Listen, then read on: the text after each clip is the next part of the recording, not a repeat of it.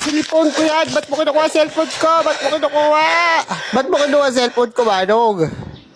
Malamang, snatcher ako eh. Ay, ganun po ba? Kukunin ko yung cellphone mo, alam naman bigyan pa kita ng cellphone. Bobo. Eh kasi kailangan ko yung cellphone ko eh. Chinachat ko yung papa ko eh. Baka hindi niya ako makita dito. So, ako pa mag-a-adjust.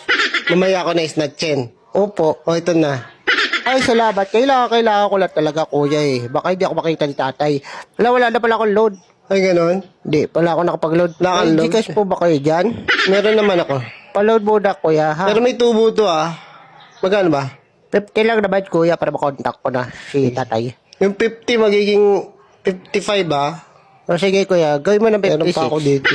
Ito po number ko. Tingnan nyo. Ayan, ayan po. Ayan. Sa pagdating mo na ng tatay mo, tsaka ako kukunin yan. Opo, sana, para makapagkita kami. Ayun. Sa magaling tatay mo, ba't ang tagal? Eh, police po kasi siya. Galing siya sa operation. Kaya inihintay ko lang. Ah, police siya. And dumating na yata yung load, kuya.